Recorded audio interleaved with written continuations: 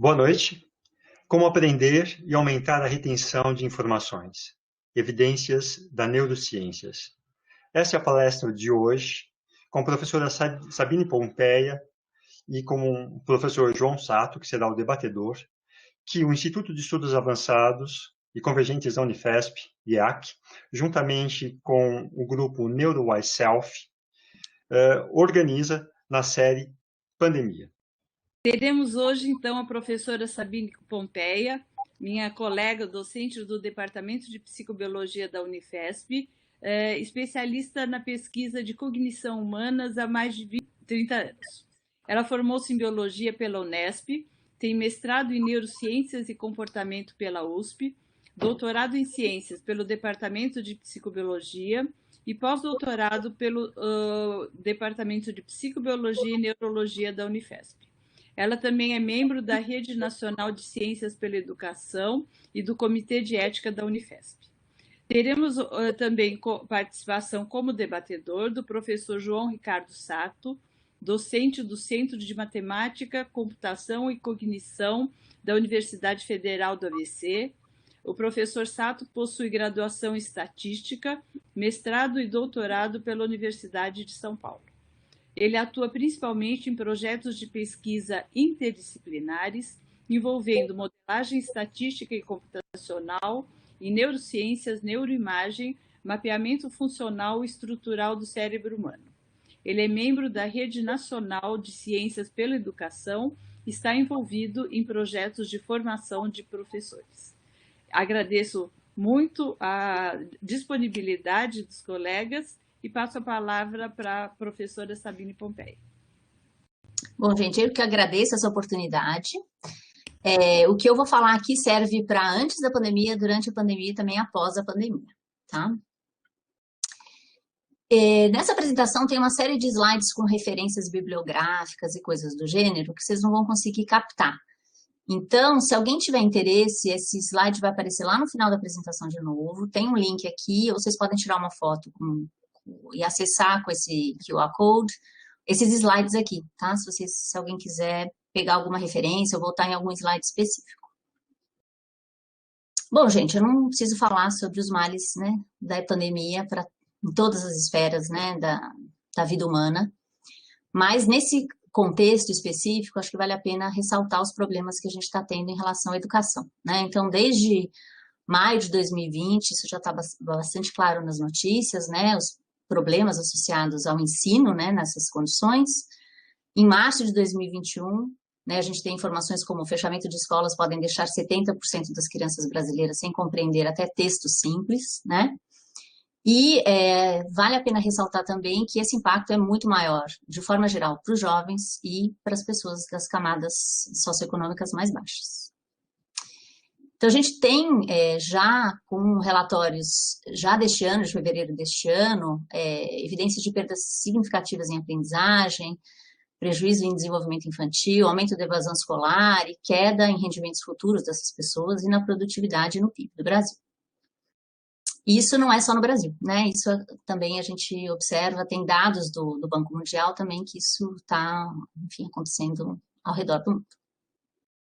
Mas tem uma oportunidade aqui, né? Então, já desde março de 2020, existem sugestões, né, de que a pandemia, no contexto educacional, também nos dá umas oportunidades, né? Eles apontam 3 coisas que poderiam fazer uma alteração da educação. Eu queria ressaltar hoje aqui o primeiro ponto aqui, que isso força a gente um pouquinho a mudar um pouquinho o jeito que a gente ensina.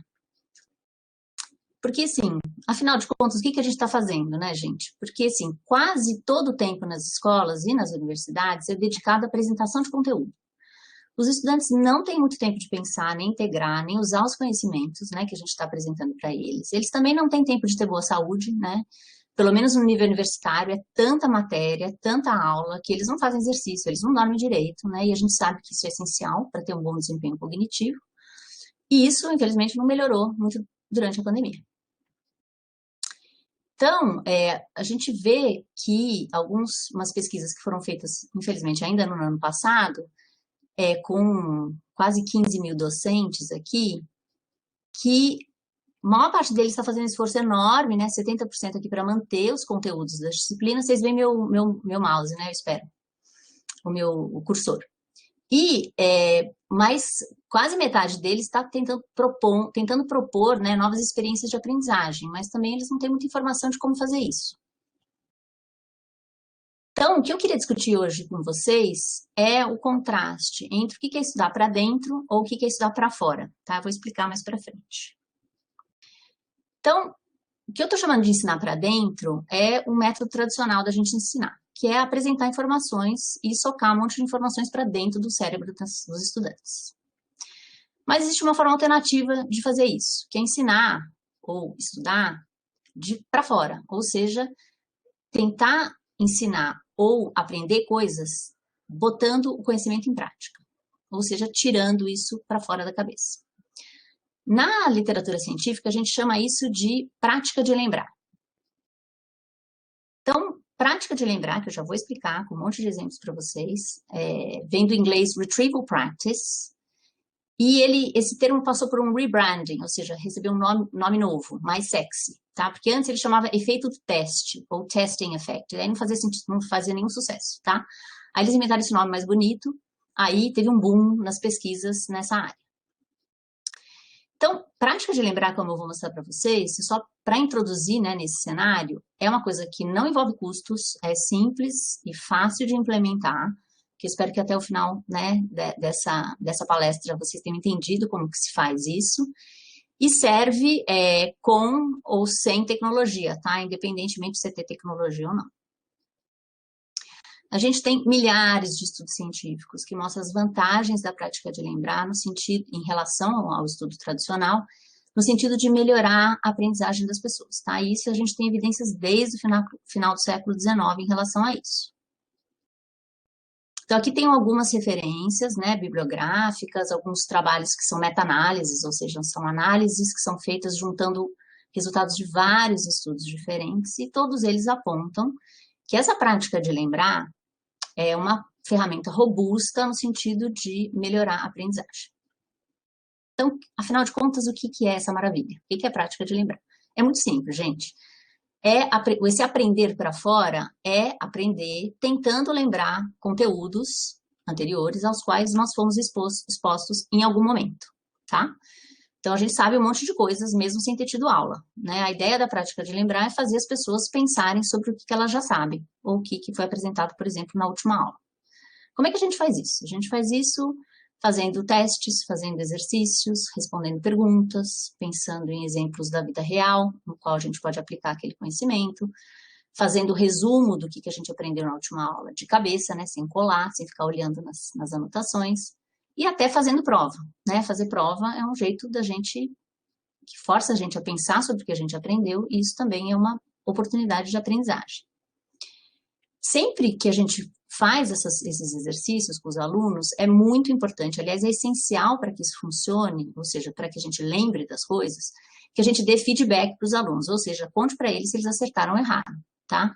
Então, prática de lembrar com feedback, de maneira que o aluno possa saber se ele acertou, é a forma mais efetiva de aprender, porque ela parece levar a uma retenção mais duradoura de informações. Não precisa ser formal isso aí, tá, gente? Não precisa ser um teste lá do caderno, do livro, que você tem que achar na internet. Serve como prática de lembrar, por exemplo, você perguntar, o que você achou mais legal da aula? Isso é prática de lembrar, a pessoa tem que lembrar, puxa, o que eu aprendi? Nossa, o que eu acho legal, o que eu acho importante? Do que eu gosto? Só fazer isso já força a pessoa a tentar escolher algum conteúdo, né, que ela gostou, e pensar sobre o conteúdo, refletir sobre o conteúdo. Isso é prática de lembrar. Outro exemplo. O que isso aí que a gente acabou de ver tem a ver com o conteúdo que a gente estudou antes? Ou tem a ver com o conteúdo da outra matéria? O que isso aí tem a ver com história, geografia? Isso é prática de lembrar. Ou pense num exemplo da vida real sobre o que eu acabei de contar para vocês. É outro exemplo. Ou mesmo bole uma pergunta para o seu colega sobre esse conteúdo, né? Isso faz com que a gente tenha que exercitar, né? Pensar sobre o que a gente aprendeu e tentar inventar uma pergunta, né, sobre aquilo. Isso já é um excelente exercício também. Então, quais são as vantagens que a gente tem na literatura sobre usar essa prática de lembrar? A princípio, já serve para qualquer matéria e para todas as idades. Então, a gente tem evidências de que isso melhora a recordação das informações em longo prazo, aumenta a capacidade de identificar lacunas no conhecimento. Quando a gente identifica a lacuna, a gente corre atrás, né, da informação para preencher essa lacuna. Isso aumenta a aprendizagem do próximo conteúdo que vai ser ensinado também, né, porque eu já aprendi bem antes, então eu aprendo a próxima coisa mais fácil. Ajuda na organização mental dos conteúdos, na transferências de uma informação para contextos diferentes, aumenta até a evocação de conteúdos relacionados, mas que a gente não praticou, e diminui a interferência que tem daqueles conteúdos muito parecidos, sabe? Quando tem assim, uma coisa é uma coisa ou é outra, a gente sempre confunde. Nesse caso, isso aí, essa prática de lembrar também ajuda. Isso tudo, que é mais interessante, acontece mesmo quando a gente erra a resposta. Ou seja, se a gente está respondendo perguntas, e puxa, fui lá e errei a resposta. Vocês vão ter uma chance de praticar isso aí também, mais para frente. Então, mesmo quando a gente erra a resposta, se alguém dá o feedback e diz, não é bem isso, é aquilo, essa prática funciona, tá? E ela faz com que a gente retenha essa informação por mais tempo. Bom, gente, todo professor pode dizer, já sei isso, né? Eu sempre dou exercício para os alunos, né? Mas, em geral, os exercícios que são dados, eles são mais no sentido de fazer uma avaliação do que o aluno aprendeu e não pensando, de fato, em fazer com que ele pense a respeito do assunto e reflita e aprenda, né? Isso é um pouco diferente nas ciências exatas, né? Óbvio que em ciências exatas a gente sempre faz exercícios, né? Porque, de fato, se ensinar matemática com enunciados, tipo, a ordem dos fatores não altera o produto, não faz ninguém aprender a fazer conta de vezes, né? Eu preciso fazer 3 vezes 2 ou 2 vezes 3 para entender que isso dá na mesma, né? Bom, então se prática de lembrar é tão maravilhoso, por que que todo mundo usa isso? Não, né? A gente ainda continua estudando e ensinando, focando muito em colocar a informação para dentro da cabeça. Por que raios que a gente faz isso? Então, gente, eu preparei umas 3 enquetes para essa apresentação, mas a gente teve problemas técnicos, então não fiquem chateados, tá? Mas a gente vai pedir para vocês responderem só pelo chat. Então, eu queria que vocês respondessem aqui, qual é a técnica dessas aqui de estudar que vocês mais usam na vida de vocês? Vocês releem os textos, as anotações, vocês grifam, vocês fazem exercícios, procuram fazer exercícios sobre os assuntos, fazem resumo ou estudam em grupo? Responda aí no chat, por favor. Bom, gente, eu confesso que eu tô roubando, sabe? Porque eu já fiz isso tantas vezes que eu sei qual a resposta que vai dar, tá? O fato de eu saber, não só com palestras e tal, mas a gente fez um estudo que a gente publicou com perguntas, várias perguntas sobre como as pessoas estudam, para uma amostra grande de 800 pré-universitários. E o que a gente verificou é que as pessoas gostam mais de reler coisas, né? Então, a gente deu uma lista para as pessoas de várias técnicas de aprendizagem e perguntou para elas como frequentemente elas usavam essas técnicas, né? Desde nunca até frequentemente. Então, a barrinha preta aqui é frequentemente. Então, vocês veem aqui que a reler conteúdos e anotações ganhou, né? Foi muito próxima de sublinhar, muita gente usa isso como técnica de aprendizagem, tá vendo aqui uma porcentagem enorme, aqui tem o 100%, aqui 0%. Fazer exercícios práticos, né? Fazer exercícios dos conteúdos, muitas pessoas usam também, né? Resumir, aqui é um certo problema, porque tem gente que resume só com um caderno aberto, né? Aí ela olha o caderno e põe no resumo, olha o caderno, daí não serve, tá? Como prática de lembrar. Agora, quando a gente senta e faz um resumo de cabeça do que a gente lembra, quando a gente não lembra mais, vai lá espiar o que é que a gente esqueceu e continua, aí é uma boa forma é uma prática de lembrar, né? É uma boa forma de aprender. Então, essas formas aqui são as formas melhores, né? Fazer exercícios práticos, resumir, pensar em exemplos da vida real e se autotestar, né? Por várias formas. Então, a gente vê que tem uma boa porcentagem das pessoas que usam essas técnicas, uma boa porcentagem que usa só às vezes, né? E várias pessoas que usam quase nunca.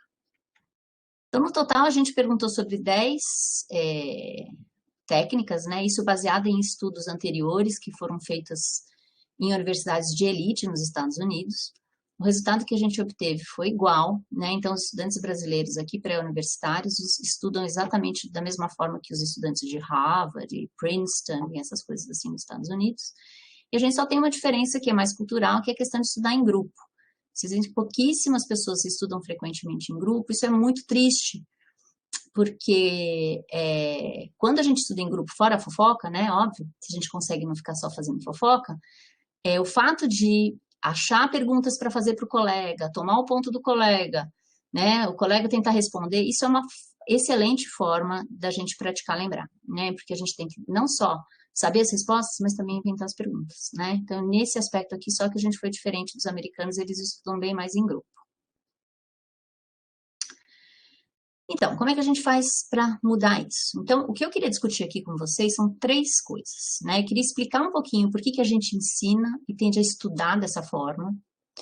Em segundo lugar, eu vou falar um pouquinho sobre a importância de estudos científicos, né? Sobre isso, né? Em contexto educacional. E o terceiro ponto é que eu vou tentar explicar um pouquinho por que a prática de lembrar funciona, porque eu não estou muito convencida de que basta contar para as pessoas, eu queria tentar mostrar para vocês por que isso funciona. Então, vamos para o primeiro ponto.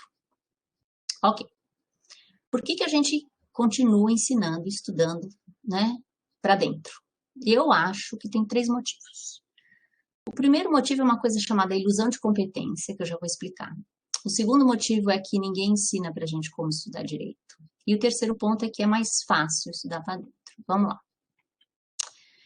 que é essa tal de ilusão de competência? Bom, quando a gente estuda com acesso ao conteúdo, ou seja, a gente relê as anotações ou relê um livro, essa prática engana a gente. Porque quando a gente tem muito acesso a um fato, ou a um objeto, ou a uma informação, isso promove um senso de familiaridade. Então, quanto mais eu leio uma coisa, mais familiar eu percebo que aquilo é. Tá? E essa familiaridade engana a gente. A gente acha que a gente está sabendo, a gente tem a sensação de saber, mas, de fato, na hora que a gente tem que tentar lembrar aquilo, né, na prova, ou quando a gente quer botar aquele conhecimento em prática, a gente percebe que a gente não sabe os detalhes, que a gente não sabe aquilo muito bem. Então, eu queria que vocês fizessem um exercício aí. Esse aqui não é enquete, tá? Tentem desenhar, peguem uma caneta, um lápis, ou se vocês não têm na mão, façam isso na cabeça, tentem desenhar o logo da Apple na cabeça de vocês. Eu esqueci de declarar que eu não tenho conflito de interesses, tá? A Apple não paga para mim para dar esse exemplo, mas aquele é um ótimo exemplo, tá? Ok, então tentem desenhar aí como vocês acham que é esse logo da Apple.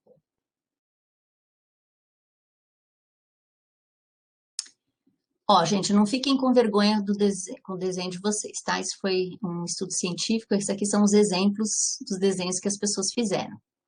Então, como vocês estão vendo, as pessoas não têm uma noção muito boa como é que é esse logo da Apple, tá? Independentemente se a gente está comparando pessoas que têm aparelhos celulares, telefones, etc., dessa marca ou não, né? Então, vocês veem que é bem complicadinho aqui a ideia deles. Aqui seria uma enquete. Votem aí para mim no chat qual dessas alternativas aqui você acha que é o logo certo, por favor. Ok. Em geral, aqui é bem variado, tá? Muita gente, em geral, vota no E, que é em geral, que ganha mais ponto.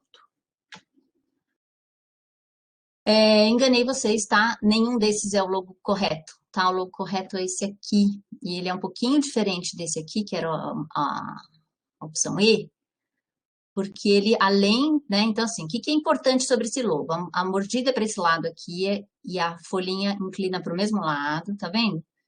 E aí, a forma da maçã mesmo, ela tem uma reentrância em cima e no logo correto ela tem uma reentrância embaixo também. Ou seja, esse é um exemplo extremamente simples, é um desenho extremamente simples, que certamente vocês já viram milhares de vezes. E mesmo assim, pouquíssimas pessoas conseguem desenhar isso adequadamente.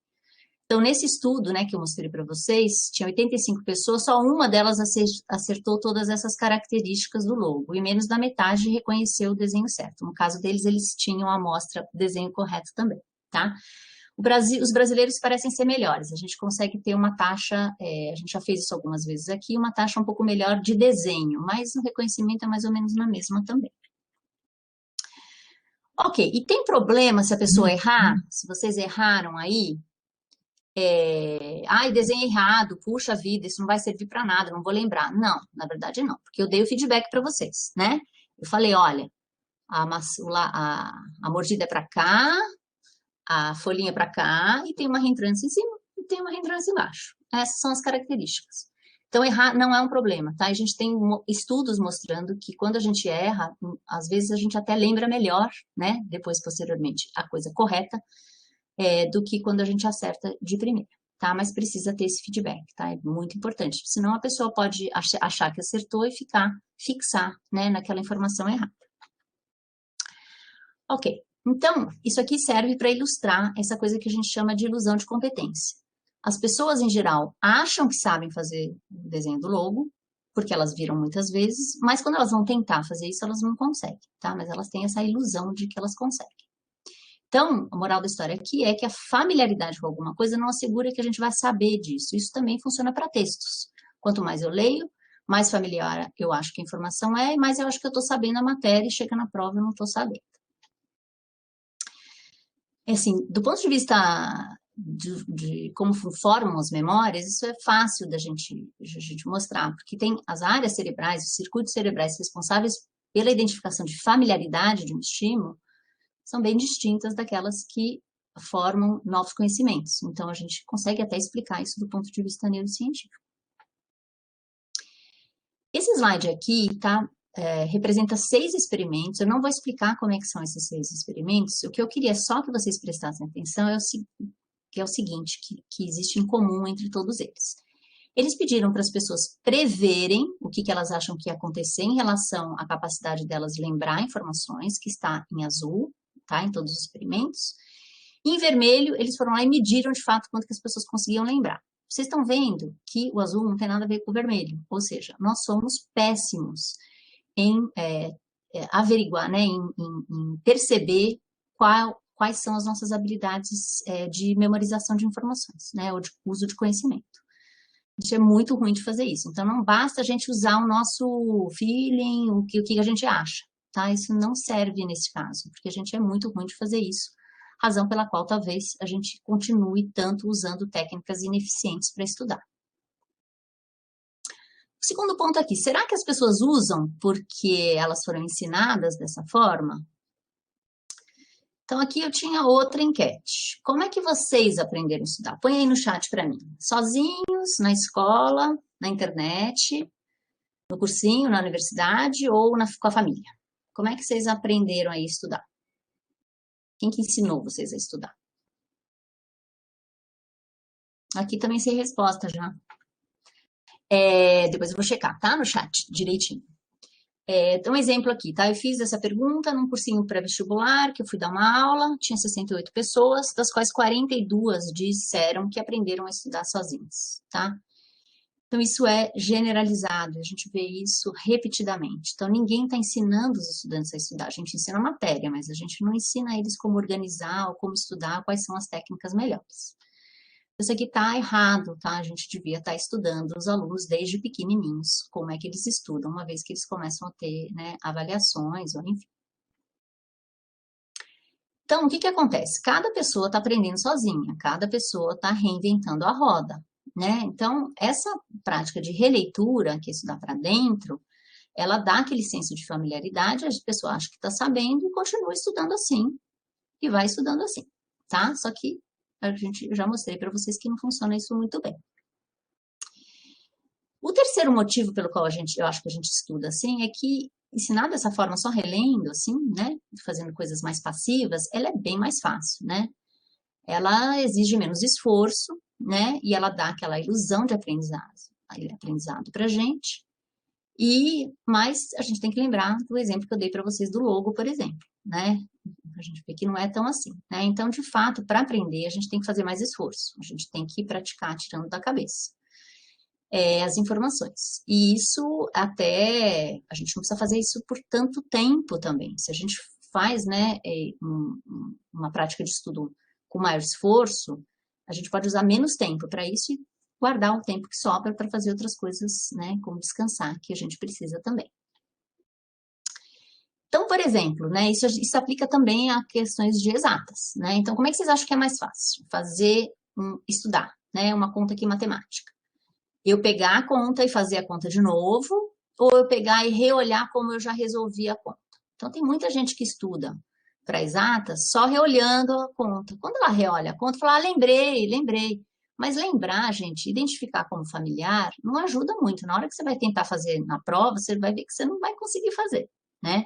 Então, esse é um exemplo aqui de como que a gente usa a releitura, né, nas exatas também. Não, a gente tem que fazer o exercício de novo, tá? Realmente para conseguir aprender. Bom, o segundo ponto, né, que eu queria discutir hoje é a importância de estudos científicos sobre isso, que se encaixa um pouquinho com o que eu acabei de falar. Então, se a pessoa não usa o próprio esse senso de familiaridade, né, como pista para a melhor forma de estudar, ela pode usar essa outra estratégia aqui. Ela estuda de um jeito, faz uma prova, e foi mal, tirou D. Aí ela estuda de outro jeito, faz uma segunda prova, tirou A. Nossa! Então, ela pode concluir, de repente, que esse jeito 2 aqui de estudar é um jeito melhor. Mas dá para comparar isso, gente? A prova 1 com a prova 2? Não dá, né? Porque a matéria era diferente, a prova era outra, o tempo, né, de estudo variou de uma situação para outra, a época que a prova foi feita é diferente. Então, de fato, a gente precisa ter estudos controlados, né, para a gente estudar e determinar qual é a melhor forma de estudar. E como é que são feitos esses estudos? A gente pega um monte de gente, a gente aleatoriza um grupo de pessoas aleatória para um grupo, outro grupo para outro grupo. Esse grupo aqui estuda de um jeito, esse estuda de um outro jeito, daí todo mundo faz a mesma avaliação. Aí a gente consegue determinar se essa manipulação do jeito de estudar teve um impacto na retenção das informações, tá? Então, a gente precisa fazer isso de forma ordenada, não dá para cada indivíduo fazer isso ou cada professor, né? Porque a situação muda, né? Mas como tudo em ciência, é um pouco mais complicado que isso, tá? Então, a maior parte das evidências que a gente tem de que prática de lembrar funciona, elas são evidências de estudos feitos em laboratório, em condições que são um pouco artificiais e não são como na sala de aula, né? E elas comparam sempre a prática de lembrar com essa coisa de releitura, né? E nesse caso, não tem dúvida de que de fato é melhor. Só que na prática, na vida real, o professor e o aluno não aprende só relendo, né, o conteúdo. Tem um monte de outras coisas que são feitas. Então, os estudos mais recentes, ó, aqui eu pus exemplos de estudos de 2017, esse aqui é um estudo de um grupo brasileiro, tá, que publicou em 2019, e esse aqui acabou de sair de 2021, estão tentando averiguar o impacto da prática de lembrar dentro da sala de aula, e os resultados não são tão claros quando a gente compara com outras estratégias educacionais que os professores usam, que a gente sabe que funcionam também, né? Então, isso está chamando a atenção de que a gente precisa estudar mais essa questão na prática, embora existam evidências contundentes de que parece que é bom também.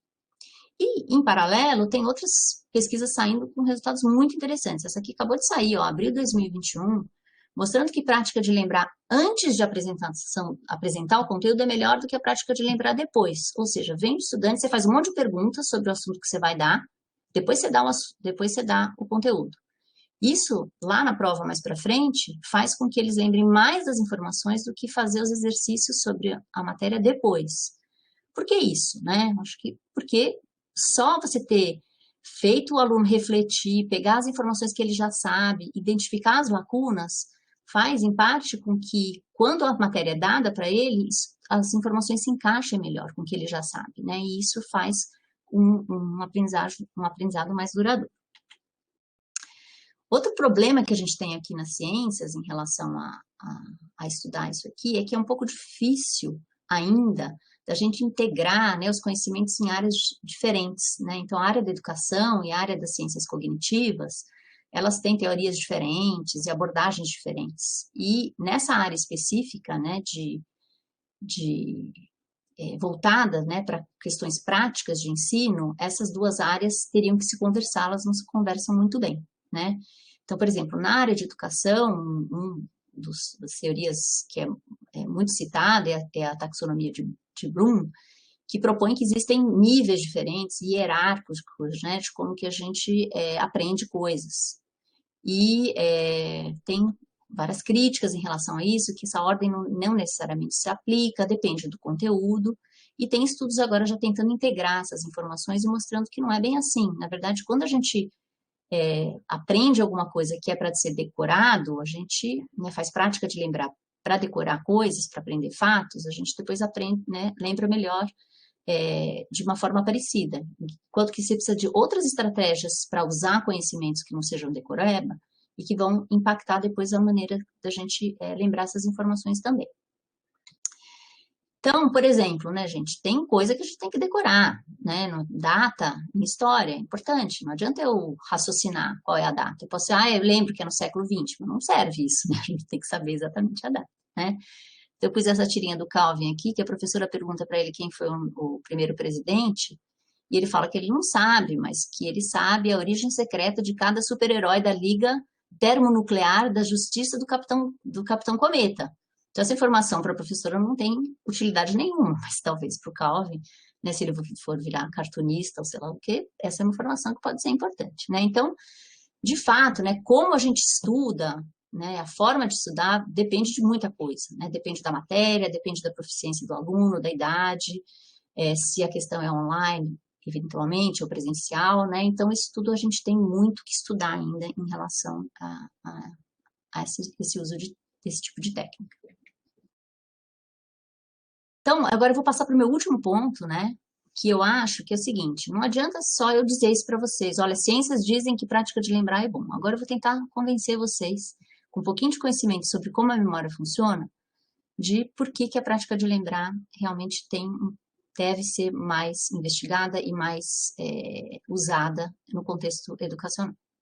Então, a gente precisa aqui considerar que isso envolve uma mudança de hábito, e as pessoas não são muito boas, né, de quebrar hábitos, né? Então, a ideia em geral, é que se você tem uma situação específica, você dá atenção para aquele fato, você devia depois fazer uma avaliação dessa questão para gerar uma resposta. E hábitos são bons para cortar caminho, né? A gente desenvolve hábitos para deixar de ter que fazer um esforço para fazer avaliação. A gente vai direto da atenção para a resposta. Então, é isso que o hábito está fazendo com a gente, né? Então, se a gente já tem um hábito de estudar de uma forma, porque a gente achou que aquilo é bom, é muito difícil quebrar esse tipo de hábito e fazer realmente uma reavaliação. Então, é isso que eu vou tentar fazer com vocês agora, mostrar algumas evidências para ver se isso ajuda a convencer vocês de que a gente deve considerar mais fazer prática de lembrar. Então, vou tentar explicar como que ela funciona. Bom, gente, existem muitos tipos diferentes de memória, cada uma delas tem características específicas, circuitos cerebrais diferentes e envolve processos diferentes. Eu vou discutir com vocês somente um tipo de memória, que é uma memória, digamos, para conhecimentos acadêmicos. Então, como é que a gente guarda conhecimentos acadêmicos na cabeça da gente? A gente guarda esses conhecimentos por assunto, a gente não guarda por conteúdo emocional, nem em ordem alfabética, nem em ordem cronológica, nem de forma de cor, né? A gente junta informações na memória por cor e nem por rima, tá? Esse tipo de memória específica a gente guarda por assunto, tá? Então, a gente junta e guarda as informações, digamos, né, em redes que tem a ver com determinados assuntos. Então, essa memória, né, ela guarda informações de forma interconectada por assunto, e a gente chama isso de memória semântica. O nome não tem a menor importância, mas se alguém tiver algum interesse, tem aqui alguns trabalhos que vocês podem depois pegar nos slides para aprender um pouquinho mais sobre isso. E essa foto aqui é o adorável homem que propôs a existência desse tipo de memória, chamado Eldon Turing, que ainda é muito velhinho, está vivo ainda.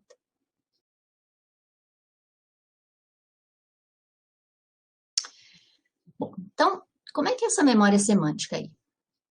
Então, a memória semântica, ela guarda informações ou conhecimentos, que nessa área chama nodos, digamos que seja cada uma dessas bolinhas aqui, na forma de redes interconectadas. E como é que elas são formadas, essas memórias? Elas são formadas quando determinados conhecimentos, conteúdos, digamos, palavras, aparecem ou co-ocorrem ao longo da nossa vida.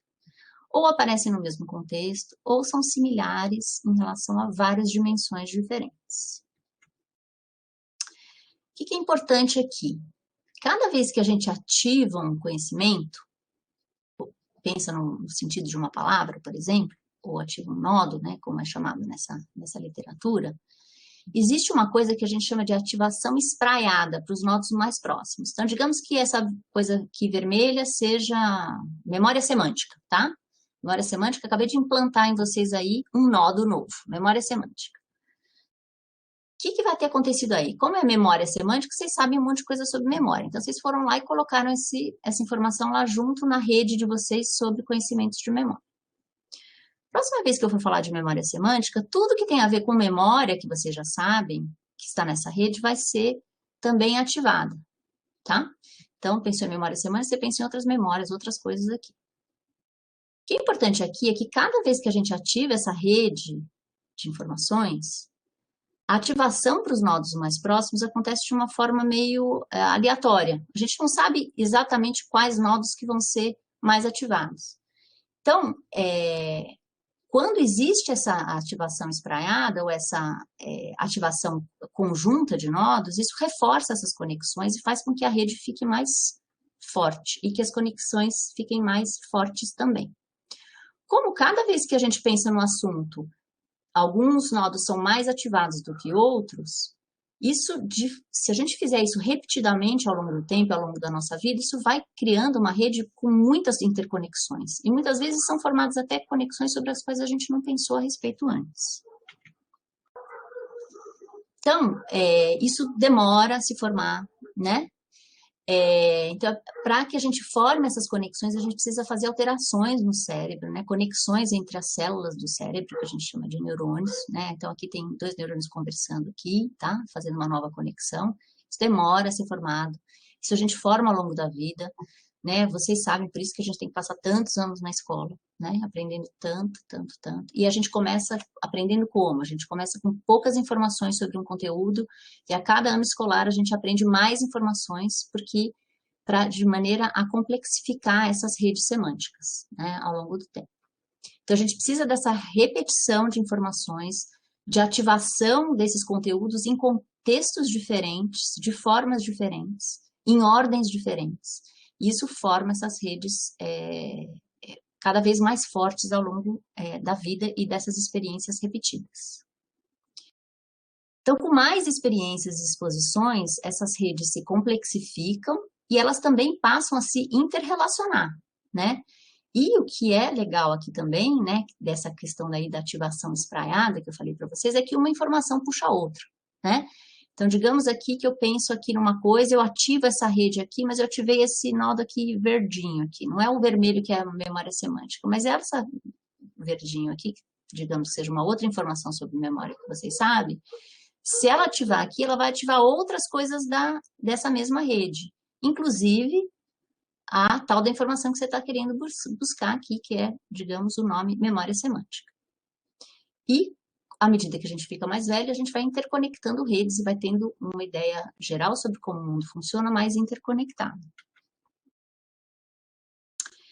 Então, uma informação semântica é mais facilmente recuperada da memória quando ela é relacionada a várias outras, quando essas relações foram aprendidas em diferentes contextos, e preferencialmente quando os alunos têm a oportunidade de tentar fazer relações, né, pensar sobre esses conteúdos de forma espalhada no tempo, tá? Então, o que a gente chama isso de prática de lembrar espaçada.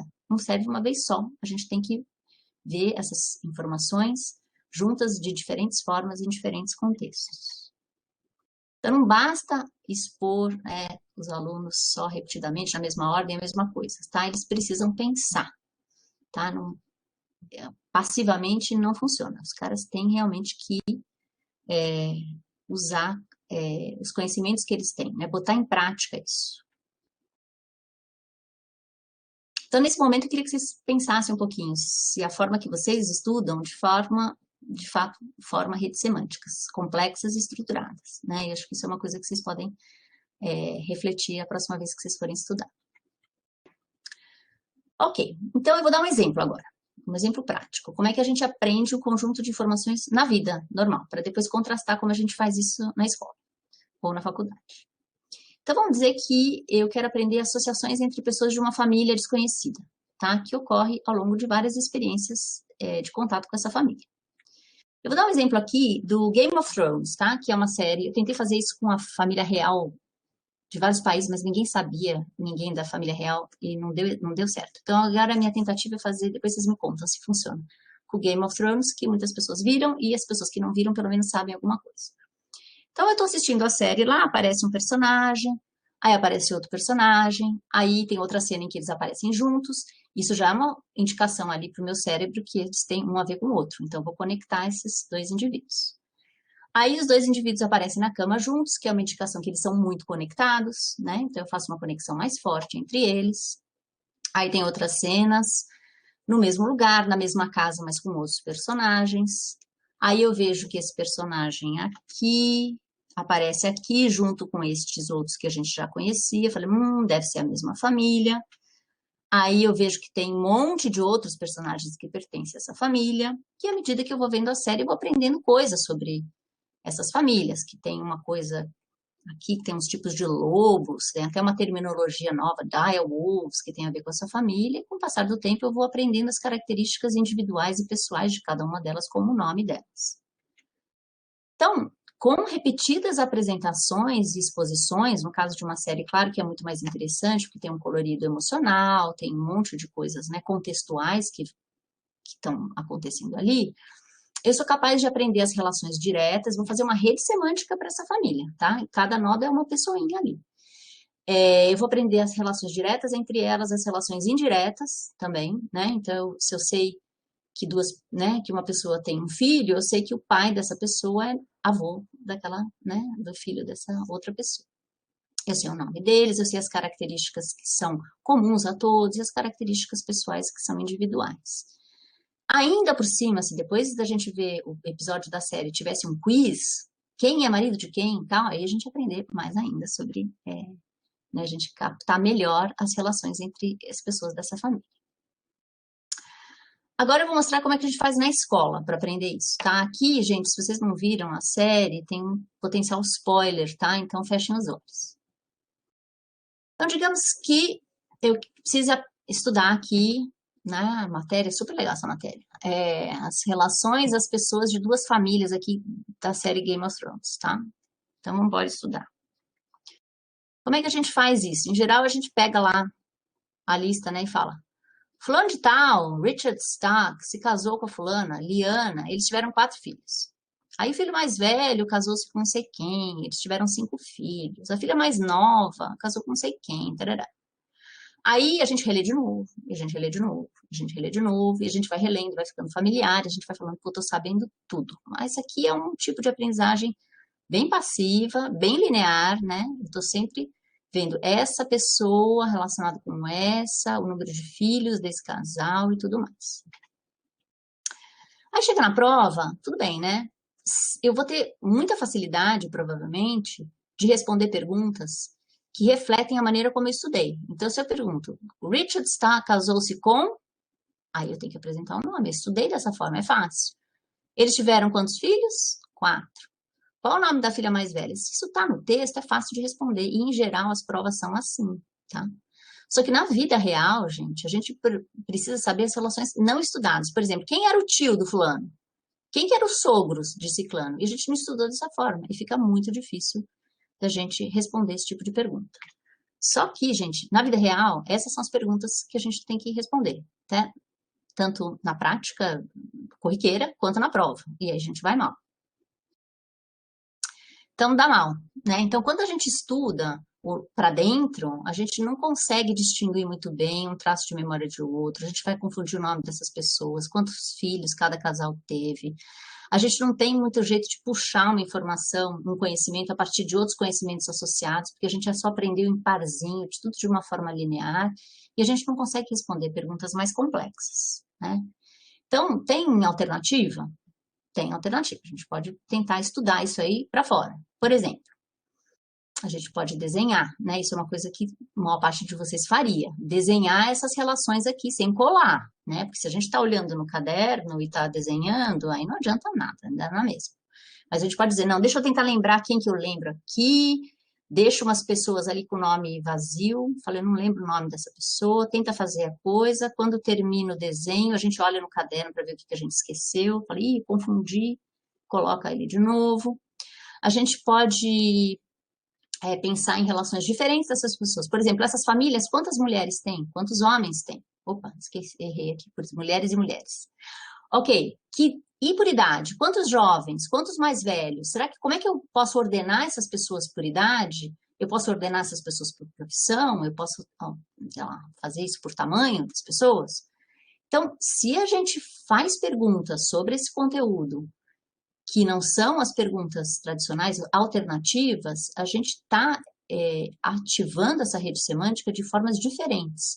Isso tudo vai gerar pistas que permitem com que a gente acesse essas informações e encontre essas informações de uma forma mais eficiente. Então, estudar dessa forma, né, pensando em conexões diferentes, né, abordando o assunto de formas e de ângulos distintos, fazem com que a gente aprenda mais relações entre as informações, inclusive relações que a gente não estudou, tá? Então, vamos pensar, esse é um exemplo de uma família. Agora, se a matéria fosse aprender tudo sobre o Game of Thrones, né? É uma matéria de 2 semestres, ó, aprenda todas as relações de todas as pessoas, né? Tem muitas famílias, aqui tem vários exemplos, né? Cada um desses aqui são as famílias diferentes do Game of Thrones. Então, elas podem se relacionar dessa forma, né? Por geração. A gente pode pensar nelas dessa outra forma, certo? Com relação às relações pessoais, ou quem namorou com quem, ou quem mais atua com quem na série. Essa é uma outra forma de organizar essa família, e essa ainda é uma outra forma, ou seja, no fundo, no mundo do Game of Thrones, todo mundo tem a ver com todo mundo, né? E é isso que é o intuito da educação, a gente entender como todas as informações se interconectam. E para isso, estudando da forma que a gente estuda, a gente não vai conseguir fazer isso muito bem. Então, o que a gente precisa lembrar é que quanto mais a gente pensa a respeito das relações entre fatos, toda vez que a gente pensa e ativa sobre isso, a gente vai ativar essa rede semântica e cada vez de uma forma diferente. Então, isso permite a gente gerar e investigar as relações entre todas as peças, né, dessa rede semântica. Então, isso permite integrar em várias dimensões diferentes, né? Formar redes mais bem interconectadas e, inclusive, aprender as relações de forma indireta, né, que a gente nem estudou. O nosso cérebro faz isso automaticamente, conecta coisas que estão próximas na rede semântica. Então, com mais práticas de lembrar, o acesso fica facilitado, as memórias ficam mais fortes, a gente encontra as memórias mais rápido, confunde menos uma com a outra, associa menos os conteúdos, aprende relações estudadas e o mais importante é que ela dura muito mais tempo. Então, a gente tem que lembrar que o objetivo é formar redes de conhecimento, tá? E para isso a gente precisa usar mais prática de lembrar. Então, prática de lembrar é uma equação simples, tá? A gente precisa pensar a respeito das coisas de formas diferentes e dessa forma um monte de informações desconectadas ficam todas conectadinhas ali. Então, mais exemplos, né? Pensem no que estão estudando, façam exercícios, façam resumo de cabeças, estudem em grupo, né? E depois da pandemia, usem tempos na fila, no ônibus, também para pensar a respeito da matéria, né? Isso ajuda a gente a aprender. Mas cuidado, tá? A gente precisa espaçar as práticas, tá? Então, fazer tudo na véspera não é bom. Melhor espaçar. O resultado no dia da prova, dessas duas maneiras aqui de estudar, é igual, é bem parecido, mas meses depois, quando a gente vai testar o conhecimento, quando a gente estuda só de véspera da prova, a gente perde essa informação, tá? É que nem Men in Black, a gente apaga tudo. Mas quando a gente estuda espaçadamente, né? Lembra, o cérebro vai aprendendo aqui, vai entendendo que a informação é importante, vai fazendo as conexões e a gente consegue guardar a informação por mais tempo. Então, isso aqui é bom. O que a gente não faz no meio aqui? A gente estuda outros conteúdos ou a gente descansa. Precisa praticar, lembrar, e descansar no meio, tá? Então, só para terminar, desenhem ali o logo da Apple para mim, de novo. Ou no papel, ou mentalmente.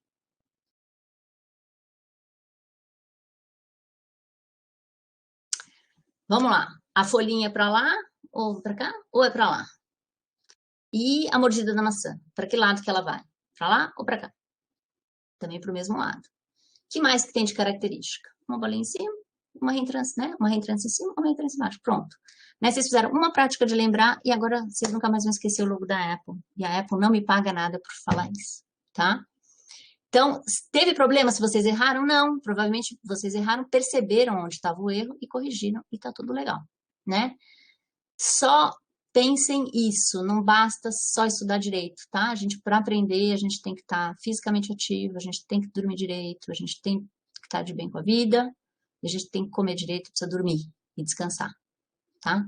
E, por fim, desconectem-se enquanto estudam. Tem muita evidência científica de que celular, etc, etc, atrapalha um monte a nossa capacidade de aprender. Então, moral da história, enquanto isso, em pandemia, fiquem em casa, estudem em casa, pratiquem lembrar, tentem pensar a respeito da matéria, desliguem os telefones, estudem espaçadamente, e isso, a princípio, leva a um aprendizado duradouro. Está aqui o QR Code, se vocês quiserem ter acesso aos slides, e é isso que eu tinha para falar, desculpa, passei 5 minutos, perdão. Ótimo, pessoal aqui no chat gostando muito, pedindo desesperadamente esse QR Code para ter acesso a esse material riquíssimo, né? E antes de fazer algumas perguntas do público, eu gostaria que o professor João Sato fizesse suas considerações. Então, antes de mais nada, eu queria agradecer o convite. É um prazer enorme, uma honra estar aqui, né? Como a professora Maria Lúcia comentou, eu sou professor de neurociências da Universidade Federal do ABC, né? E nos últimos 8 anos eu tenho me envolvido muito nas interfaces da neurociência com a educação básica, né? Em tempos de pandemia e tudo mais, então eu acho que esse tema de hoje é muito relevante. Então, assim, parabenizo a brilhante apresentação da professora Sabine, foi muito legal, né? Legal mesmo. Pessoal falando que a apresentação foi maravilhosa, Sabine. O pessoal gostou muito, tá de parabéns. E eu concordo.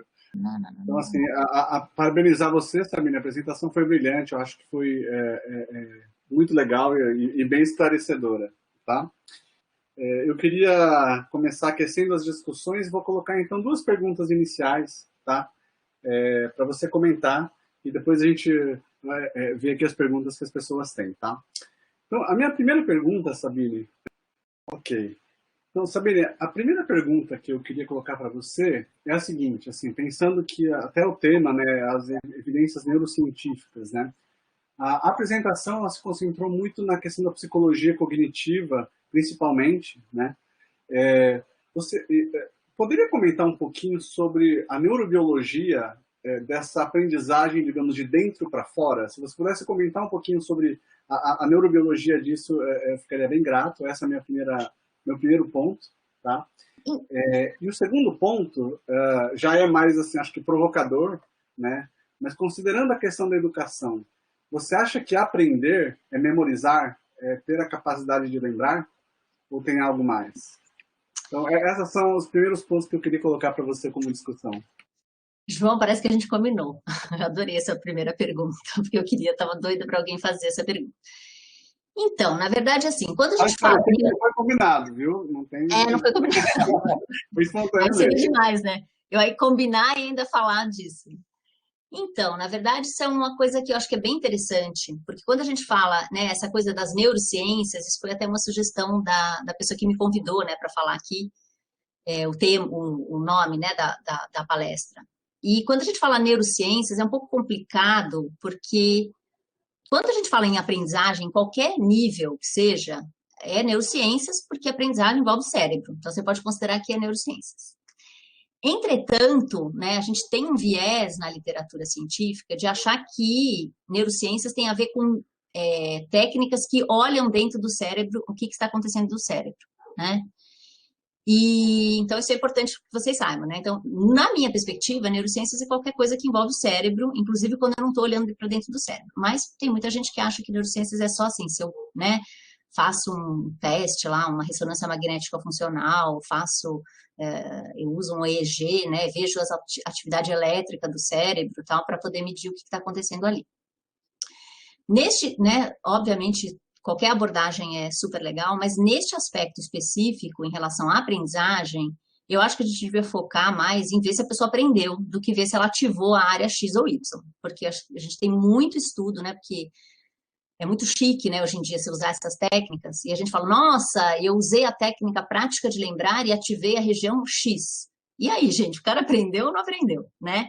Acho que esse é o primeiro ponto, né? Então,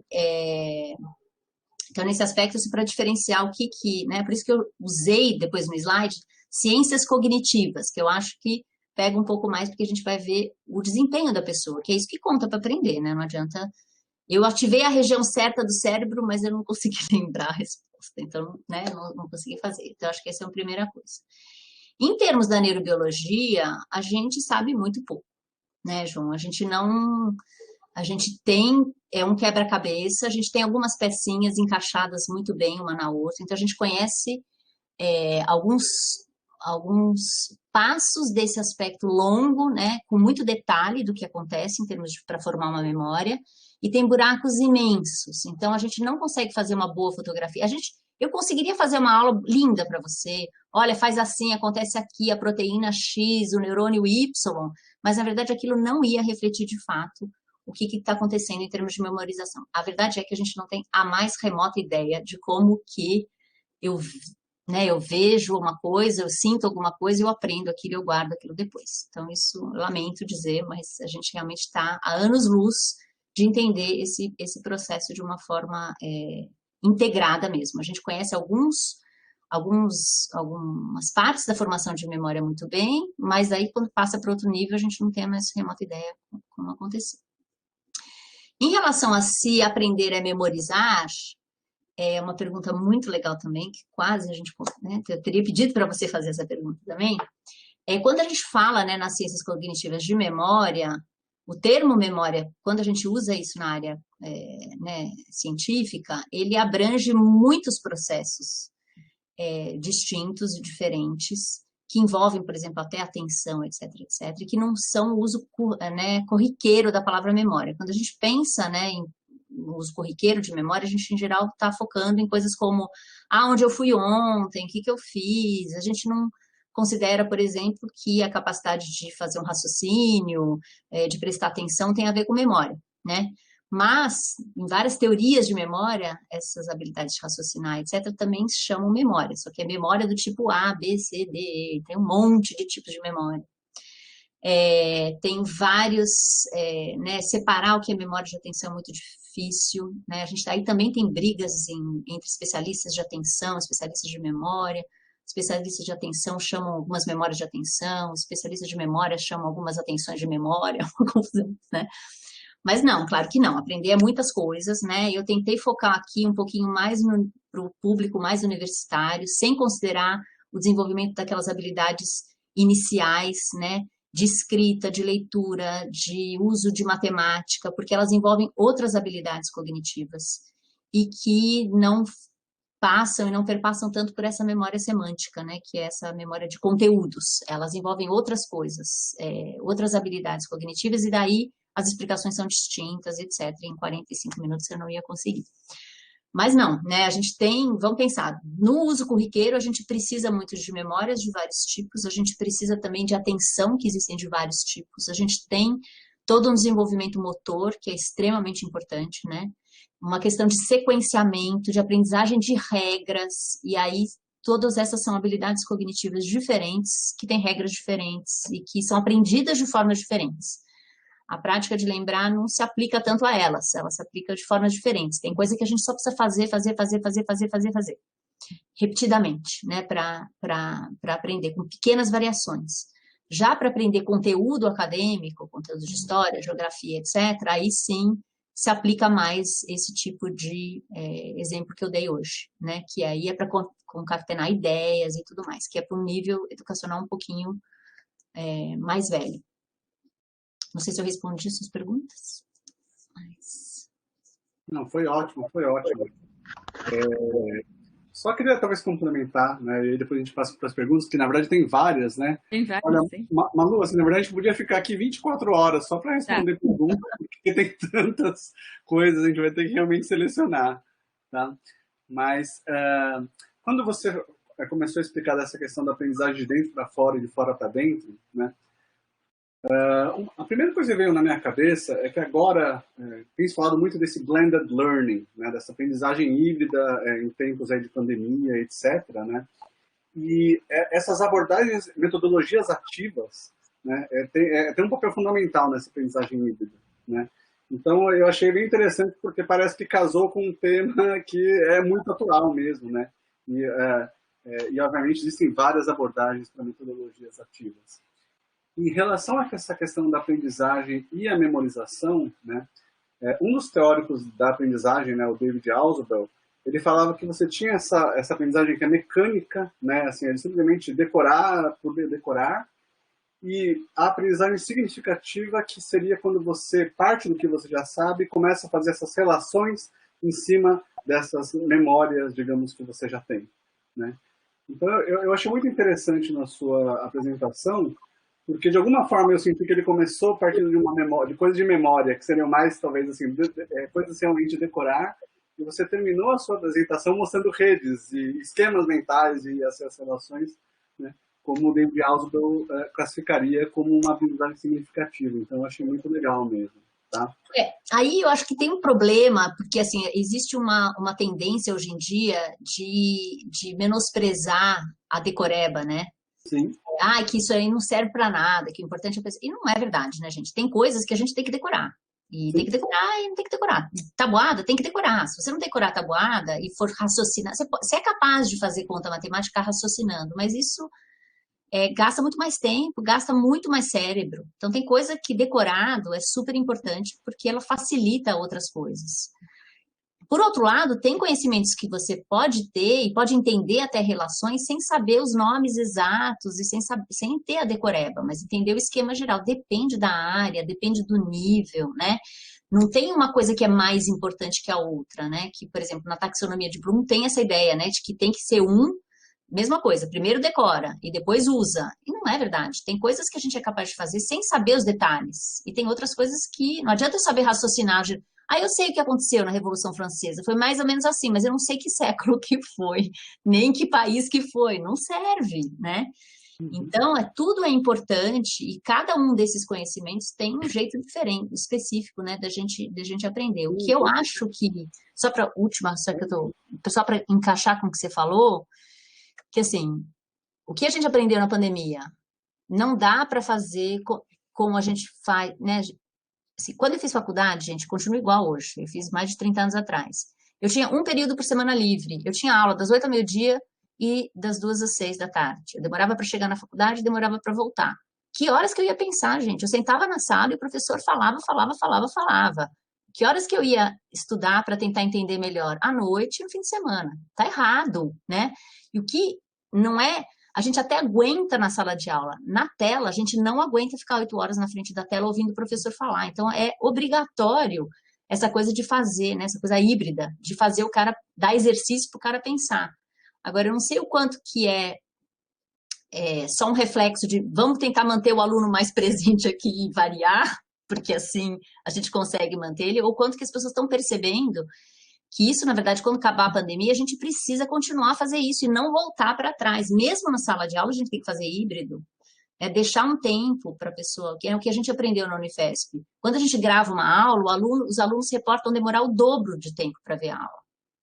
Ou seja, a gente está falando durante 3 horas para eles estão captando minimamente. Se eles precisam do dobro de tempo, significa que eles precisam parar, voltar ao slide, procurar uma coisa no Google, continuar. E a gente não dá essa oportunidade, porque a gente usa o nosso ritmo. Então, eles estão... É perda de tempo completa.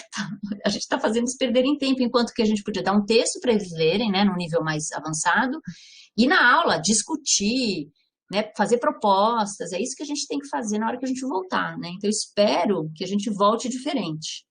né? Porque isso, pelo menos esse legado, talvez a pandemia deixe para a gente, eu espero. Muito obrigada, Sabine. A gente está com muitas perguntas aqui e eu queria ler uma dessas aqui e emendar um pouco com uma que eu tinha logo no começo anotado, que é a questão da importância da emoção ajudando ou não a memória, né? E aqui uma das perguntas que eu acho que daria para você responder junto com esta é uma pergunta da Larissa Silva, que ela diz que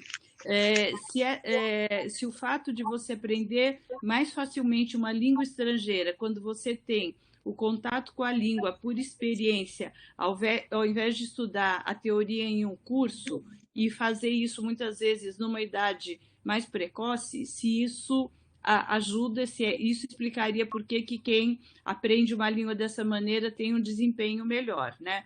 E aí, quando você fala de dar o retorno, dar o feedback do aprendizado, isso, de uma certa maneira, está envolvido também com uma recompensa ou uma punição, digamos assim, no sentido de um incentivo ou de uma... E eu gostaria que você falasse um pouco disso, ligando esses aspectos da emoção e do uso disso num contexto mais emocional, o que também talvez explique um pouco, porque alguns professores mais professores tipo de cursinho, tal, que trabalham mais com essa questão de emoção, são considerados melhores do que aqueles que são um pouco mais repetidores de conteúdo.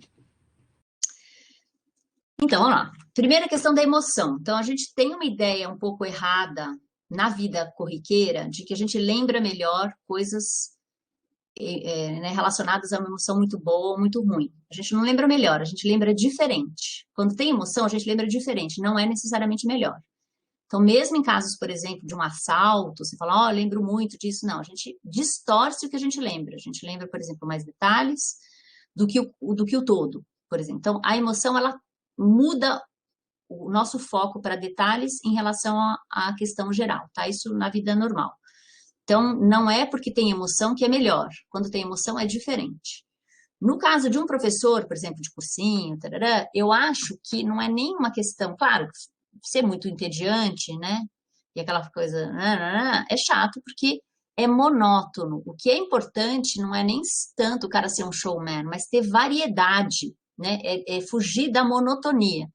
Então, o professor que canta uma musiquinha, aí mostra um vídeo, aí mostra um slide que é colorido e pula tudo para cima e faz uma piada, ele vai fazendo vários marcos que ajudam a gente a distinguir uma informação da outra. A gente tem mais pistas, a gente vai lembrar, olha, como é que chama isso aqui? Eu lembro, o professor pulou para cima. Então, a gente, na nossa rede semântica lá, a gente conectou as informações, mas a gente tem uma pistinha ali para a gente buscar, tem uma musiquinha, o professor pulou para cima, aquele slide era muito engraçado, aquela tirinha era boa. Então, o que a gente precisa tentar fazer, é dar marcos distintos, né, para marcar diferentes informações, e isso ajuda a pessoa depois recuperar. É uma pista a mais que ela conecta ali na rede, que é uma pista a mais para ela achar aquela informação. Então, acho que talvez essa seja uma questão. Em relação à língua, de fato, né, a gente tem algumas janelas, né, em que a gente aprende coisas de forma mais fácil, né? Isso não significa que uma pessoa idosa não seja capaz de aprender uma língua. Ela é sim, né? Mas, de fato, aprender uma língua quando a gente é pequenininho, de fato existe toda uma configuração neuronal facilitada para a aprendizagem de língua em determinadas faixas etárias. Então, isso existe, mas, ao mesmo tempo, né, que a pessoa mencionou, o que é aprender na escola de inglês uma vez ou duas vezes por semana, ou você aprender imerso no local. Claro que imerso, gente, é a mesma coisa. Você aprendeu na escola, você aprende lá, the apple is on the table. Aí tem lá uma mesa com uma maçã em cima. É isso que você viu. Agora, na vida real, tem o apple no supermercado, tem o apple você comendo, tem o apple, logo da Apple. Você vê isso em 1000 contextos diferentes. Aquilo ali vai, claro, se integrar com os outros conhecimentos de uma forma muito melhor, né? Então, imerso, né? Aprenda outra língua, imerso. Vá viajar, fique numa família que fala aquela língua, né? Quanto mais variado, melhor será o seu uso, né, dessa informação. Agora, se você só ficar ouvindo, não vai ser legal. Tem que tentar falar. E se errar, não tem problema, a pessoa te corrige, você se corrige e aprende melhor, né? Precisa errar. E eu acho que isso encaixa, né, com essa última coisa da questão do feedback, que é assim, primeira coisa, professores não fiquem em pânico, feedback não precisa ser individual, não precisa, não, a ideia não é dar mais trabalho para o professor, o feedback pode perfeitamente e deve ser coletivo. Não, é necessário a gente ler a resposta de cada aluno, a gente pode pedir, fazer a proposta que eles respondam, e depois fazer uma discussão pública, em conjunto. Olha, a resposta que eu queria é essa resposta.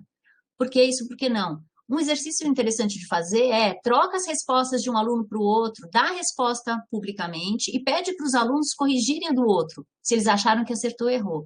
E mais de tudo é não punir, porque a ideia aqui, gente, é incentivar que a pessoa tente lembrar. Porque como eu sei para vocês, o acerto não é importante enquanto você está aprendendo, o acerto é importante só lá no fim. Né? Então, assim, eu trabalho bastante isso com uma ex-aluna minha, que é a Roberta Ecuni. Aliás, nessas slides aí tem um monte de slides a mais, tem referências, tem um monte de coisas, tem material para professor que a gente traduziu para o português, tem um monte de referências a mais lá, que vocês podem pegar. E eu e a Roberta, a gente fez um capítulo de livro incentivando até que se até dê pontos, sei lá, na média, para aqueles que fizeram o exercício, e não para aqueles que acertaram o exercício. Então, assim, é muito importante, né, que a pessoa não, que os alunos não fiquem com medo, né, de responder. E tem até uns trabalhos que mostram que professores fazem muito teste, né, dão muita pequena provinha e tal. No final do semestre, os alunos têm menos estresse, né, de testagem e tendem a avaliar o professor mais positivamente, né? Então, a gente acha o contrário, porque eles percebem que aprendem.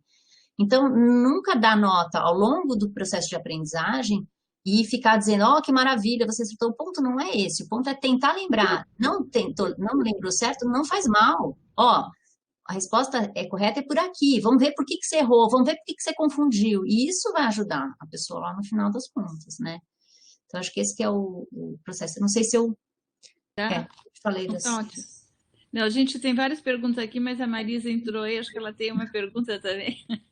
Eu também estou como público, eu tenho várias, eu amei a exposição, eu aprendi várias coisas, eu acho que foi muito mais do que uma aula de como memorizar realmente, foi uma aula de como aprender como um todo, então eu acho que você falou da memorização, falou sobretudo agora, né, da importância do erro, então eu acho que isso vem de um processo de educação que a gente tem, que a gente não pode errar, isso eu vejo em sala de aula, numa aula de filosofia, onde as pessoas têm que falar, debater, elas têm medo de falar, elas têm medo de se colocar, e uma das coisas que eu faço é exatamente isso, eu brinco que eu vou dar ponto para a pergunta mais idiota que aparecer na sala de aula, que quem fizer a pergunta mais idiota ganha ponto, então eles já sabem que, né, tem que falar alguma coisa, porque senão não acontece isso numa aula onde as pessoas deveriam falar, né?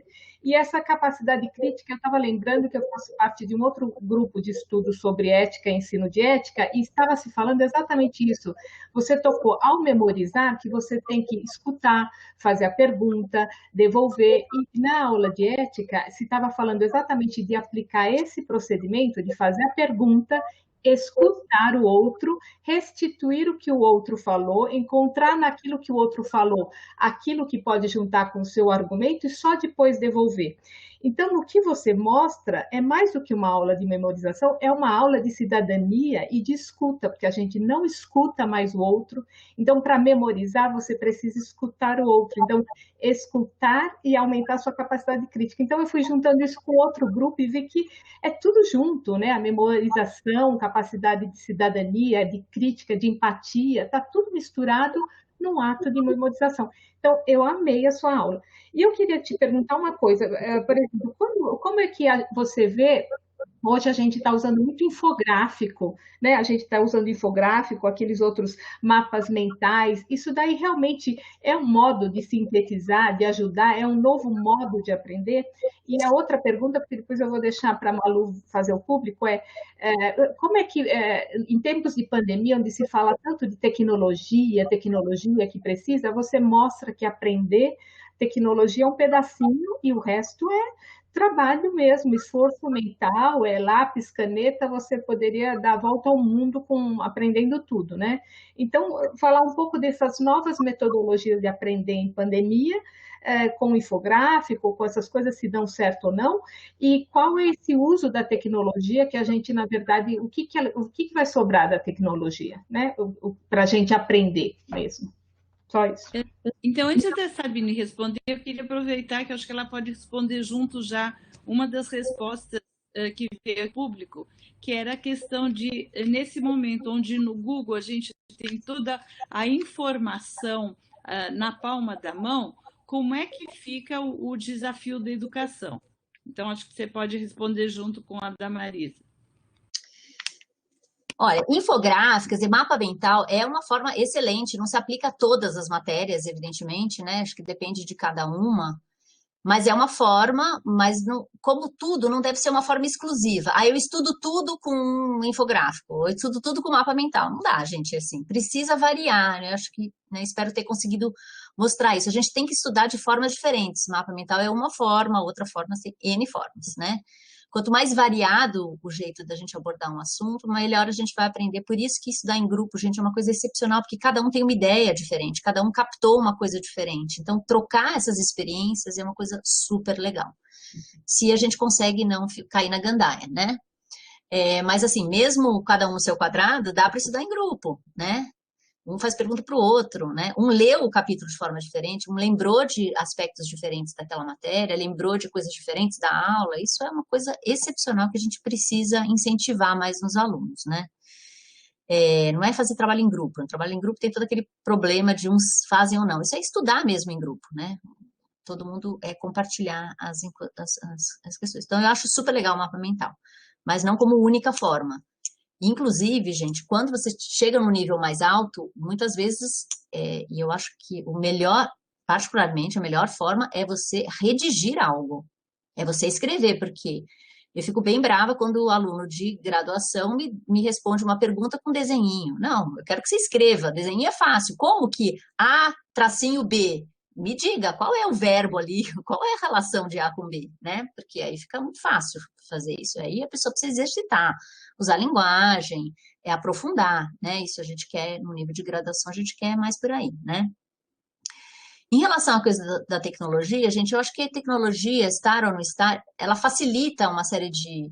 Facilita mais ou menos também, gente. Ela permite, na escala, você pode dar exercício e todo mundo, na próxima aula, entrega a folhinha escrita. Agora, no Classroom, você posta num lugar, dá na mesma, certo? O que eu acho que está acontecendo é que rapidamente se percebeu que a aula expositiva, do jeito que a gente dá, os alunos não aguentam. E você não tem controle, porque quando eles estão sentados na sua frente, você sabe se ele está usando o celular ou não, e se ele está lá ou não. Se ele dormiu, dormiu, paciência. Mas ele está lá. Uma coisa, ele fecha a câmera, você não sabe se ele foi fazer faxina na casa, isso é só as mães, né, melhor. Se ele foi dormir, se ele foi embora, se ele ainda está lá, não tem jeito. Então, a única, acho que a maneira que a gente tem de perceber se existe a comunicação do professor e do aluno é fazer essas exigências todas. O que eu não sei é se eles estão percebendo que, no fundo, esta é a maneira que a gente devia estar usando sempre, né, e a gente está usando. Então, eu não acho que faz muita diferença a questão da tecnologia ou não, né, o que a gente faz na tecnologia, a gente pode fazer na sala de aula.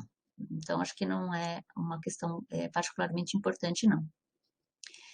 E essa outra questão aí, filosófica complexa, né, colocada assim, a gente tem muita informação e pouco conhecimento, né, então não adianta eu entrar na Wikipédia e saber um monte de detalhes se eu não sei onde conectar. Dando exemplo, eu entrei lá e aprendi tudo sobre a Revolução Francesa, mas eu não sei onde é a França, eu não sei o que aconteceu naquele século. Então, não adianta, né? Então, assim, a gente precisa de um arcabouço de conhecimentos, certo? Sobre o qual, né, colocar determinados detalhes. A gente tem que ter uma linha do tempo em termos históricos, por exemplo. A gente tem que saber o que veio antes do quê, por que essas coisas. Então, em todas as disciplinas, é essencial decorar coisas e saber coisas, né, sobre as quais a gente vai colocar os detalhes. Mas, de fato, talvez não seja tão importante você saber exatamente, né, alguns detalhes que eu posso procurar na internet. Então, esse arcabouço precisa ser um pouco diferente, né, da maneira talvez com que a gente vinha construindo isso, né, porque, de fato, o acesso à informação é muito, muito mais fácil agora. Mas precisa disso, gente, o pessoal, criança e adolescente, tem que aprender geografia, tem que aprender uma linha do tempo, tem que aprender química, tem que aprender matemática, ele tem que ter os instrumentos muito bem fundamentados, né, para que quando ele acessa o Google, ele tenha onde colocar aquela informação que ele acabou de ver, senão é um monte de informação solta, ele vai preencher um formulário botando aquele número ali, aquilo não faz o menor sentido, né, uma ideia de tamanho, uma ideia de importância, de proporção, isso a gente tem que dar na escola, né, isso o Google não vai dar sozinho, né, então é filosoficamente complexo, né? Mas eu acho que isso a gente não vai escapar. Essa ideia de que, tudo bem, qualquer coisa você faz, não faz. Não faz. A gente tem que saber onde botar o conhecimento. Tem que ter rede semântica lá sobre os diversos conteúdos, tem que saber como eles se relacionam, e daí os detalhezinhos o Google pode ajudar. Aqui temos uma pergunta do público, professor Sato e Sabine. Por que as disciplinas de práticas pedagógicas e de didática ainda não integram os conhecimentos da neurociência da aprendizagem para ensinar nos cursos de licenciatura? Como o professor deveria explorar melhor os métodos de ensino? E tem uma outra pergunta também, que é sobre se existem dicas para ensinar principalmente crianças que têm transtorno por déficit de atenção. O João, eu falo depois. Essa aí é para o João, que ele está muito mais na prática, eu sou mais teórica. Não, no fundo eu acho que existe ainda uma falta de comunicação entre as áreas, né? Parece que o pessoal da educação fica, até fisicamente, né, num prédio, e o pessoal da neurociência e seus laboratórios fica em outro prédio, e deveria ter uma conversa maior, né? Então eu acho que essa questão de não ter tanto contato nas práticas pedagógicas, não ter esse tipo de coisa, é realmente por uma falta, eu acho, de contato entre as áreas. E eu resolvi me enfiar exatamente neste buraco dessa interface, exatamente para tentar contribuir com a comunicação entre essas áreas, né? Em relação a essa questão de algumas patologias, podem ser do transtorno do espectro autista ou TDAH, né? De fato, assim, existem algumas estratégias, mas eu diria que a grande dificuldade hoje, é uma coisa boa, tá? É que pela lei, e até por uma questão da socialização, elas ficam juntas no mesmo ambiente, na escola, na mesma classe que todo mundo, né? Então, de alguma forma, poder ter um cuidado maior e mais próximo, né, a crianças que têm essas maiores dificuldades ou as suas especificidades, né, muitas vezes a gente não tem um recurso, como professores mesmo, né, de apoio para poder ajudar essas crianças, né. Então essa é uma grande limitação, né.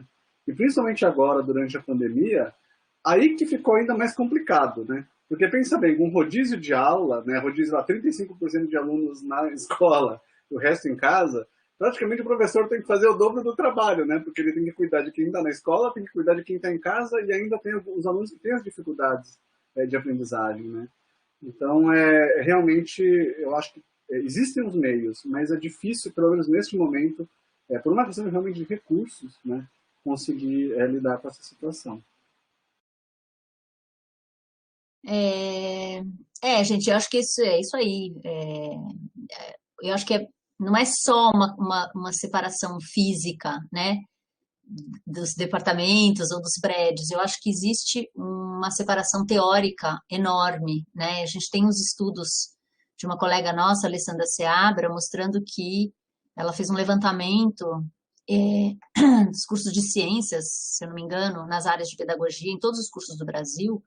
Assim, é uma coisa tipo 2% tem uma matéria de ciências. Então fica muito difícil conversar porque o que é cérebro, o que é neurônio, o que é memória, o que é atenção.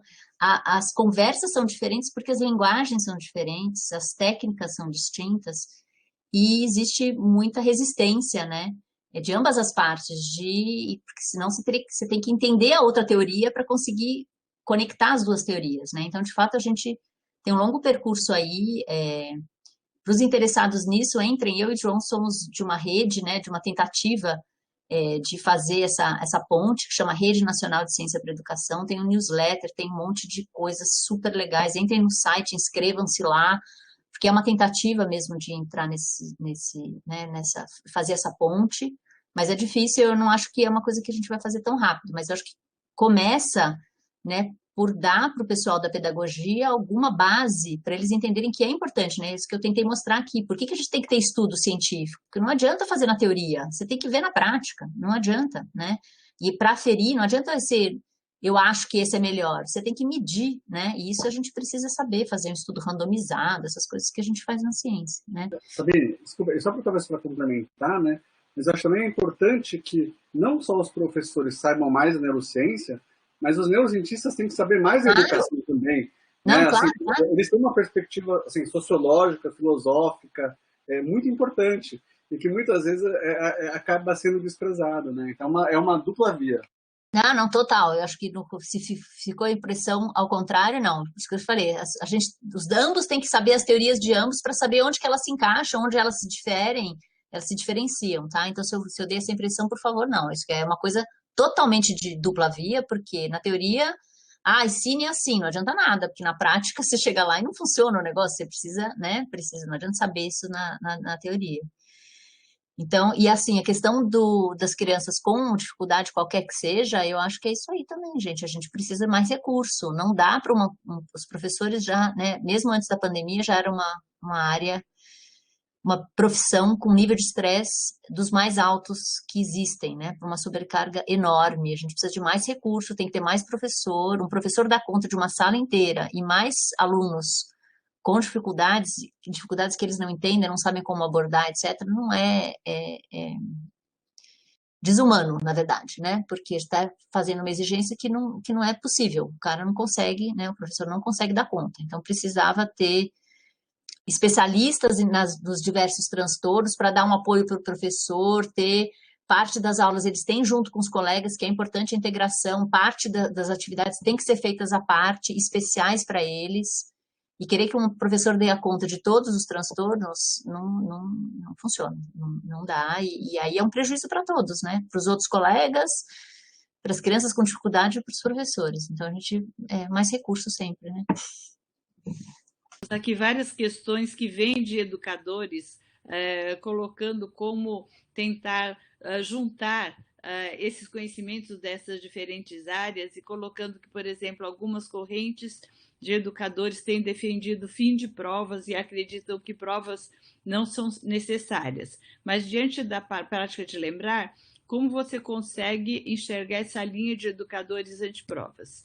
E outras que remetem a determinadas linhas de pensamento na educação, remetendo à pedagogia de Waldorf, ou tem outra aqui que é sobre Vygotsky. Então, a ideia, eu acho que é assim, a gente tentar aproximar de fato a neurociência da educação para tentar ter uma linguagem comum, né? Então, acho que esse é o desafio, e isso quando nós estamos no Instituto de Estudos Avançados e Convergentes, o desafio nosso é esse, é trazer para um espaço comum pessoas de diferentes áreas para pensarem junto, né? E tem, inclusive, uma colocação aqui bastante até engraçada, que eu não estou achando aqui, mas é de um colega aqui que diz que ele, para estudar, ele fala em voz alta e aí ele mesmo se pergunta e o quanto que isso o ajuda muito. Ele falou, parece meio louco, mas é uma forma que, para mim, funciona muito fazendo. Então, se vocês quiserem fazer esses comentários finais, porque, infelizmente, nós estamos terminando aqui o nosso horário, mas dá tempo de algumas colocações finais, tanto da Sabine quanto do Sato. O que você acha de prova, João? Bom, vamos lá. Tentarei ser breve, tá? Existem vários tipos de prova, tá? Dentro da educação, tem o que eles chamam de avaliação diagnóstica, avaliação formativa, avaliação somativa, que é esse conteúdo final, tá? Por um lado, eu acho que essas avaliações, principalmente as formativas, elas são importantes porque elas dão um feedback é uma sondagem de aprendizagem das crianças, né? Então, assim, por exemplo, tem um brasileiro famoso, né, um acadêmico famoso chamado Cipriano Lucchesi, né, que ele comenta que essas avaliações são importantes para as crianças poderem aprender mais, no sentido de você entender onde estão as dificuldades e, assim, você poder ter algumas intervenções para elas poderem aprender mais. Então, nesse ponto, eu acho que as avaliações são importantes nesse sentido. E não como uma exclusão, né? Algumas pessoas veem a avaliação como se fosse um muro ali a ser transpassado, assim, ó, você passa, você está qualificado para isso, você não, e é como se fosse uma parede. Então, eu sou contra essa visão, mas eu sou realmente a favor dessa questão de uma avaliação formativa, e não só isso, né? Eu acho que, como você mesmo mostrou, quando você é testado, você é avaliado, né? Esquece a nota, pensa no processo, tá? Você aprende mais. O fato de você ver que você errou e você tentar... você aprende fazendo essas avaliações. Então, como muro, eu sou contra. Como algo que é uma intervenção e para você aprender mais, eu sou a favor, tá? Em relação à pergunta do Vygotsky, né, eu acho interessante que tem toda uma linha russa, né, do Vygotsky, do Leontiev, do próprio Luria, né, que a gente comenta bastante na parte de neuropsicologia, né, em que essa questão do contexto sócio-histórico é muito importante para trazer significado na educação. Né? Não é simplesmente aquela memorização de fato pela memorização, mas dar um significado dado o momento sócio-histórico. Né? E, curiosamente, uma das coisas que eu tenho pesquisado até na neurociência é exatamente essa questão da cognição social e a neurociência social dessas interações em contexto de aprendizagem. Né? Então, eu acredito muito nisso, de fato, a gente aprende muito com os outros. E é por isso que a gente está aqui nesse momento, porque a gente aprende com os outros. Né? Isso acho que é muito importante. E só para finalizar, né, essa questão do Waldorf, eu acho... eu não acho que todas as escolas do Brasil têm que seguir uma pedagogia Waldorf, porque eu sou a favor da diversidade. E uma da diversidade é você ter essa pedagogia mais assim, humanista, que tenta trabalhar diferentes aspectos e as velocidades até, né, das crianças, né, para as coisas, né, seja para coisas artísticas e não só para coisas, entre aspas, cognitivistas. Né. Então, assim, sobre a questão do Waldorf, eu acho muito interessante como uma diversidade. A gente precisa de diversidade. Isso é importante. Tá? Bom, em duas palavrinhas, muito rapidamente, eu gosto de prova, gente, no sentido não avaliativo, mas prova, eu faço um esforço enorme para fazer perguntas inteligentes, que integrem o conteúdo, porque eu sei que os alunos, né, no nível de graduação, em que ele vai ser um longo período, 2 horas, que eles vão sentar diante de um conjunto de informações e vão tentar conectar aquelas informações concentrado, com o telefone desligado. Eu acho que é um excelente momento, né, de aprendizado, né? Então, eu tento fazer as provas sempre de uma maneira integrativa, e pedindo para que eles deem opiniões, que eles reflitam, que eles levantem. Eu acho que é uma coisa muito legal. Eu sei que causa aflição e tal, mas eu realmente não estou muito interessada na nota que a pessoa vai tirar. Eu quero mesmo usar aquela oportunidade de concentração para dar mais uma oportunidade, ou seja, uma aula inteira dedicada à possibilidade dele se concentrar e tentar, né, tirar todas as conexões possíveis que ele pode tirar, e eu espero que eles saiam dessas provas um pouco mais com conhecimento mais integrado. Então, acho que a gente pode pensar em prova dessa forma, e não a palavra prova ruim, palavra avaliação ruim, sei lá, momento de formação de rede semântica, sei lá, vamos mudar de nome.